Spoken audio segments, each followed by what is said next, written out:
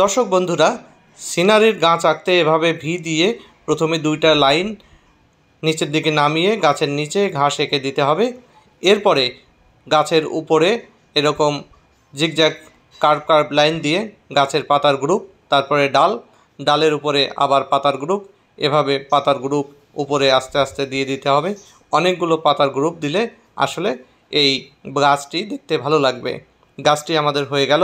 এবার গাছের একটু দূরে কিছু ঘাস দিয়ে একটা দ্বীপের মতো আমরা এঁকে দিব, নদীর তীর বা দ্বীপ। এটা আমরা এইভাবে কিছু ঘাস দিয়ে টেনে এনে এখানেই শেষ করলাম। এবার দূরে আর একটা লাইন টেনে দিব, একটু বাঁকা করে নিচের দিকে আসবে, সেখানে আমরা এঁকে দিব একটা ঘর। এভাবে সহজে একটা ঘর এঁকে দিয়ে তার লাইনগুলো মিশিয়ে দিয়ে একটু জানালা এবং দরজা করে দিব। তারপরে সোজা আর একটা লাইন ঘরের পেছন দিক দিয়ে দিয়ে দূরের একটা সীমান্ত রেখা দিয়ে গাছপালা দিয়ে দিলে আমাদের সিনারির মূল অংশ হয়ে গেল। এবার আকাশে এঁকে দিব একটা সূর্য। সুন্দর করে সূর্যের রশ্মিগুলো চারিদিক দিয়ে দিয়ে দিতে হবে, মাঝখানে ছোট ছোট করে দিলে সূর্য হয়ে গেল। এবার আকাশে কিছু পাখি দিয়ে দিলাম। এবার গাছের পাশে যে তীর, সেখানে আমরা জলের কিছু লাইন দিয়ে দিচ্ছি। এর মাধ্যমে দৃশ্যটি আরও সুন্দর হলো। ভিডিওটি কেমন লাগলো অবশ্যই জানাবে। দর্শক বন্ধুরা, যারা হাতি আঁকতে পারেন না তারা আমার মতো 3 এবং H পদ্ধতি ব্যবহার করতে পারেন।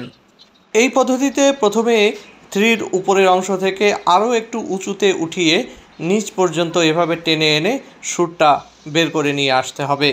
এরপর 3-র নিচ থেকে এভাবে লাইন বের করে হাতির মুখ এবং সুরের নিচের অংশ এভাবে যোগ করে দিয়ে হাতির দাঁত বের করে দিতে হবে।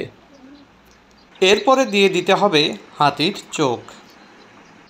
এবার হাতির কানের উপর থেকে এভাবে পিঠের লাইনটা টেনে এনে পেছনের পা এবং হাতির কানের নিচ থেকে এভাবে লাইন টেনে এনে সামনের পা এঁকে দিতে হবে। সামনের এবং পিছনের পা এঁকে দিয়ে পেটটা কমপ্লিট করতে হবে। এরপরে পায়ের নখগুলো দিয়ে দিতে হবে। এরপরে দিয়ে দিতে হবে হাতির ল্যাজ।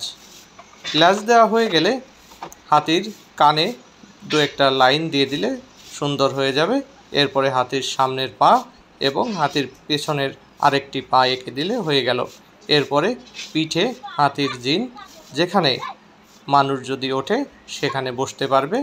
হাতির জিনে একটু সুন্দর ডিজাইন করে দিচ্ছি।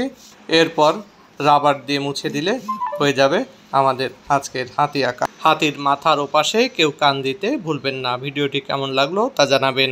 দর্শক বন্ধুরা, ইংরেজি সংখ্যা 2টা 2 পরপর লিখে সহজে কুকুর আঁকা যায়।